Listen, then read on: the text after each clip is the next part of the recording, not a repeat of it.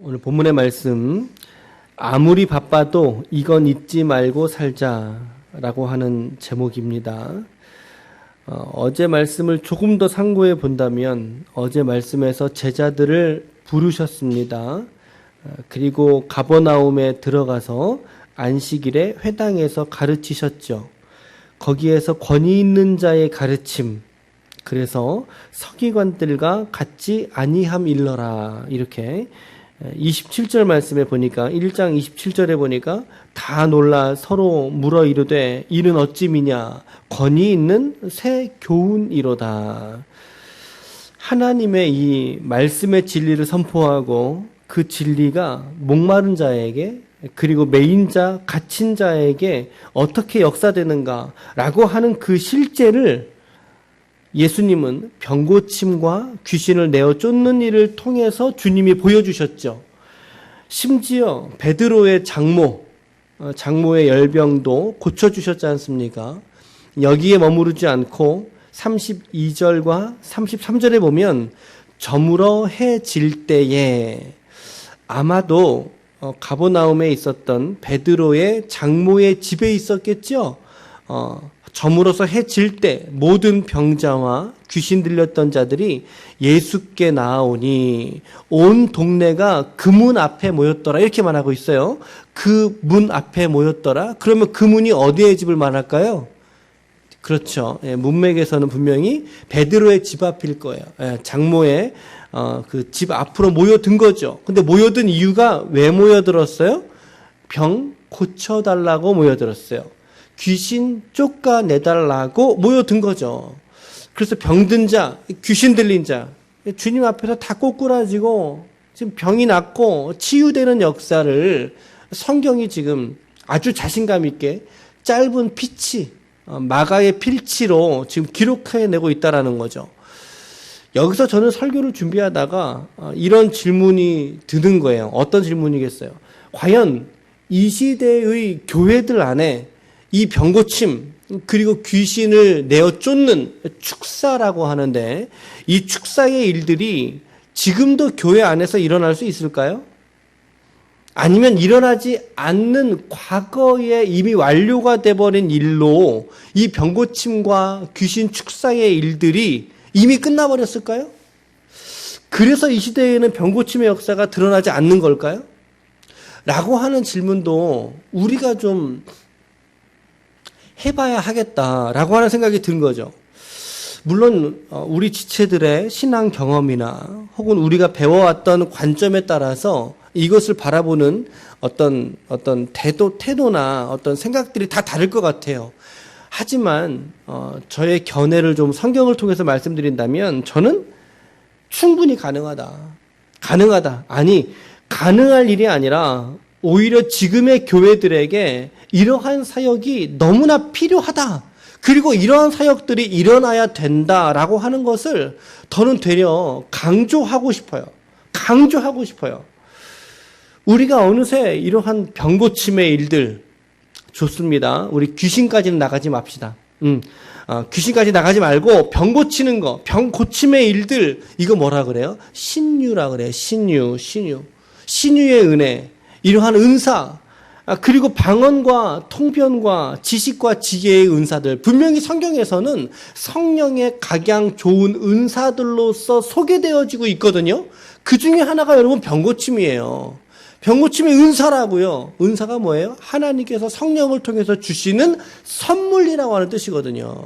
여러분 중에 혹시 방언하시는 지체 있지 않습니까? 방언? 그렇죠? 우리가 이 시대의 방언을 우리가 거룩한 하나님의 선물로 인정하지 않습니까? 그런데 어느새 교회들의 이러한 은사에 있어서 병고침이나 방언이나 너무나 소극적으로 변해버렸다는 사실을 오늘 저와 우리는 직면하고 있습니다. 많은 교회들이 너무나 점잖게 그리스도를 믿어요. 그래서 신앙을 고백하고 성령이 주시는 은사에 있어서는 이제 너무나 수동적인 모습으로 우리가 전락한 건 아닌가라고 하는 반성을 하게 되어집니다. 저는 성경의 계시, 즉 하나님의 말씀의 계시는 이미 성경 시대를 통해서 종료되었다고 믿어요. 맞아요. 여러분, 이 말은 또 다른 성경책이 이 시대의 누군가에 의해서 다시 새롭게 저술되는 일은 없다 이 말이에요. 이거는 종료가 되었어요. 하나님의 말씀이 성경이 다시 기록되는 거는 종료가 되었어요. 그래서 우리의 전통 신앙 속에서의 정통 교리를 완전히 새롭게 뒤집어 버리는 그런 일들은 없어요. 기독론이 뭔가 새롭게 해석되는 일들은 이제 없다고요. 우리는 성경 속에서 완전한 계시를 통해서 우리는 완전한 그리스도를 볼 수 있게 됐거든요. 그런데 오늘도 여전히 우리와 함께 하시는 성령이 계시거든요. 오늘 여러분과 저의 인생 속에 성령께서 내주하고 계시는 줄로 믿습니다. 우리 이거 믿지요? 우리의 믿음이죠. 그러니까 그 성령이 우리 안에 계시다면 그 성령의 역사와 그 성령의 능력인 그 성령의 은사를 우리가 어떻게 거부하며 살아갈 수 있겠느냐는 거죠. 그래서 우리는 오늘날에도 여전히 하나님의 백성들인 우리들에게는 하나님이 베푸시는 치유와 하나님이 베푸시는 회복의 역사가 동일하게 일어날 수 있다. 아멘. 그런데 일어날 수 있다 차원이 아니라 일어나야 한다 이 말이에요. 일어나야 한다 이 말이에요, 여러분. 일어나야 한다. 제가 그래서 주일날이든 목회기도 할 때 매번마다 이제 목회기도 하면서 우리 지체들을 위해서 기도하는 제목 중에 병 고침 기도하지 않습니까? 그 이유가 뭐겠어요? 병 고쳐질 것을 믿지 않으면서 그렇게 기도할 수 있겠습니까? 아니죠. 그러면 그 기도는 그냥 립 서비스로 끝나가 버리고 마는 거예요. 근데 믿는단 말이죠. 무엇을 믿어요? 하나님은 오늘도 병을 고치시는 하나님이시다. 아멘. 하나님은 오늘도 귀신을 내어 쫓으시고 매었던 자에게 자유를 주시는 분이 우리 안에 내주하시는 성령 하나님이신 줄 우리는 믿습니다. 그래서 예수님의 이런 병고침과 치유의 사역이 오늘도 일어나야 한다 라고 하는 거 우리가 좀 어제 말씀이었긴 했는데 제가 준비하면서 좀 계속 마음에 부담이 있어서 이렇게 정리를 한번 하고 좀 넘어갔으면 좋겠고요. 이렇게 환자들을 쭉 받으셨잖아요. 환자들을 받으시고 난 이후에 잠도 어디에서 주무셨겠어요? 그러면 베드로의 집에서 잤겠죠. 베드로의 집에서 35절 보세요. 35절에 새벽 아직도 밝기 전에 동트기 전이란 뜻이죠. 예수께서 일어나셔서 한적한 곳으로 혼자 가셨어요. 보니까 다른 사람들이 뒤를 쫓아간 거 보니까 혼자 가셨어요. 혼자 가신 그곳에서 무엇을 하셨다라고 성경이 기록되어져 있습니까? 뭐 하셨대요? 거기서 기도하셨다라고 말씀하고 있어요. 기도. 36절 시몬과 및 그와 함께 있는 자들이 이제 몇몇의 제자들이겠죠. 예수님의 뒤를 따라가서 묻는 거예요. 37절에 만나서 이르되 모든 사람이 주를 찾나이다. 이 말의 뜻은 곧 밤이 새도록 지금 예수님에게 기도받으려고 하는 사람들이 집에 갔다는 뜻이에요? 아니면 그 인근에 장사진을 쳤다는 거예요? 그렇죠. 장사진을 치고 지금 떠나지 않았다라는 거예요. 그런 얘기를 하고 나서 예수님이 자신이 이 땅 가운데 오신 목적에 대해서 말씀하고 있으니 38절 다 같이요. 시작. 이르시되 우리가 다른 가까운 마을로 가자. 거기서 도 전도하리니 내가 이를 위하여 왔노라. 이 말씀 잘 관찰해 보세요, 여러분. 잘 관찰해 보세요. 천천히 한 번 더 읽으면서 예수님이 지금까지의 보이셨던 행위의 목적이 그러면 뭐라는 거예요? 그렇죠. 전도하기 위해서 지금 행하셨다는 거예요. 그러니까 지금까지 병 고치고 귀신 내어 쫓으신 근본적인 목적은 뭐라는 거예요? 그들이 그렇죠. 하나님의 복음을 믿고 회개하는 영혼들이 되게 하기 위한 목적을 가지고 병을 고쳤고 귀신을 쫓으신 거죠. 그 또 한 가지는 뭐겠어요?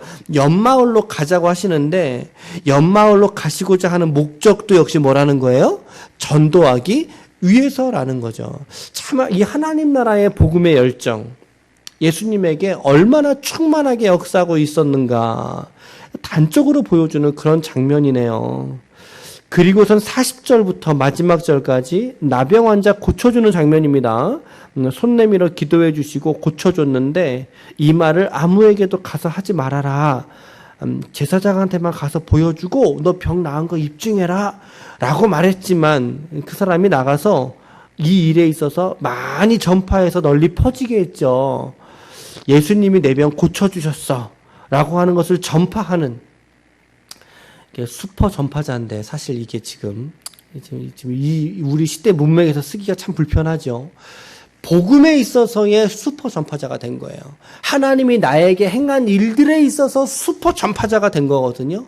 우리 짧게 두 가지 묵상해 볼까요? 적용해 볼까요? 첫 번째는 여러분, 기도하는 일에 우리의 최우선의 가치를 두시라는 거죠.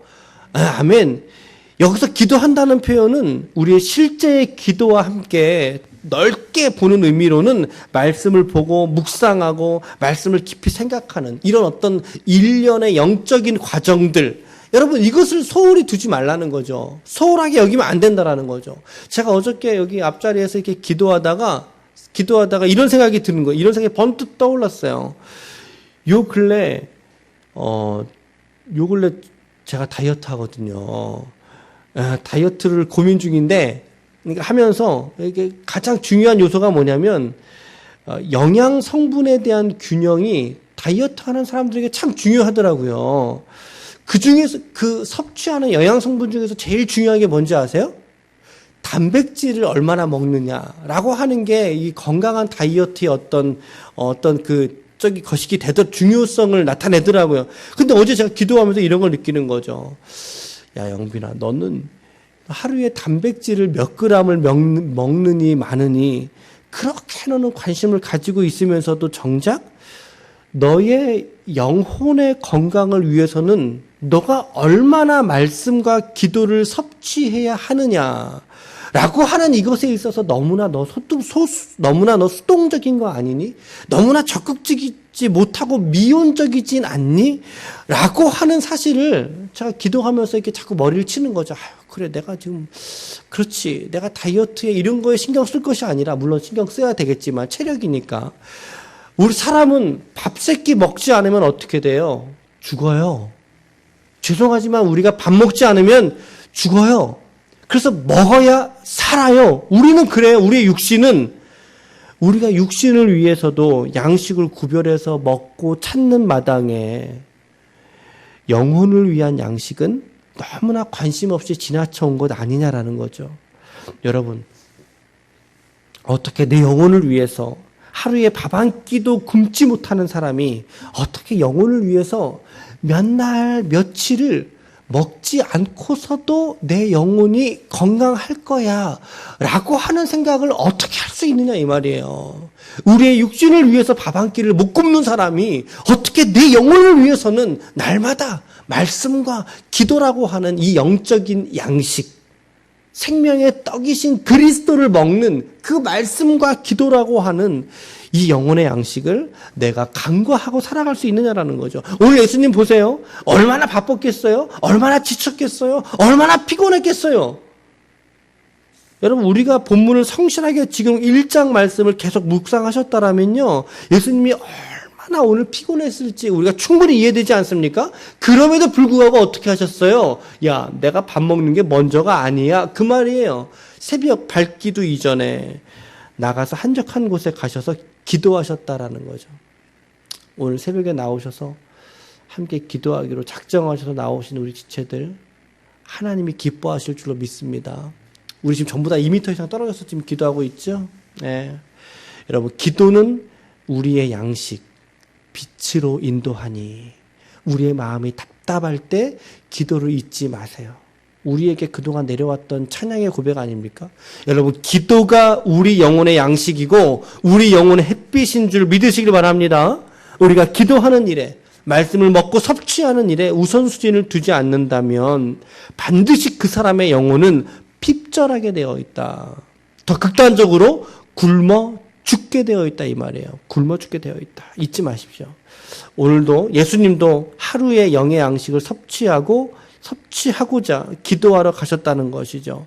그러니 오늘 우리들도 이 기도에, 말씀과 기도에 우리의 최우선의 관심을 쏟을 수 있는 우리가 되시기를 축복합니다. 두 번째로는 아무리 바빠도 이건 잊지 말자. 두 번째로는 복음, 전도의 사명 잊지 말라시는 거예요. 복음 전도의 사명을 잊지 마시라는 거죠. 예수님이 뭐라고 하셨어요? 이 땅에 오신 목적, 병을 고치신 목적, 귀신을 쫓아내신 목적 단 한 가지로 귀결되지 않습니까? 한 가지의 결론이에요. 심지어 이 말씀은 제가 하는 얘기 아니고요. 제가 지금 설교 중에 주장하려고 한 얘기가 아니고요. 예수님이 직접 합법으로, 그렇죠? 직접 합법으로 당신이 하신 말씀이에요. 누구도 아니고요. 38절 읽어볼까요? 다시 38절 시작. 다른 가까운 마을로 가자. 거기서도 내가 이를 위하여 왔노라 하시고.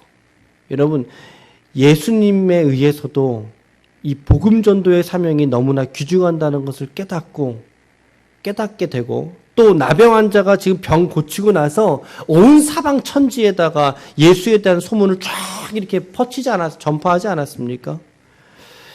예수님이 이 땅에 오신 목적이 전도에 있다면, 그렇다면 오늘 그 예수님을 믿는 우리의 삶의 목적은 무엇이 되어야 될까요, 여러분?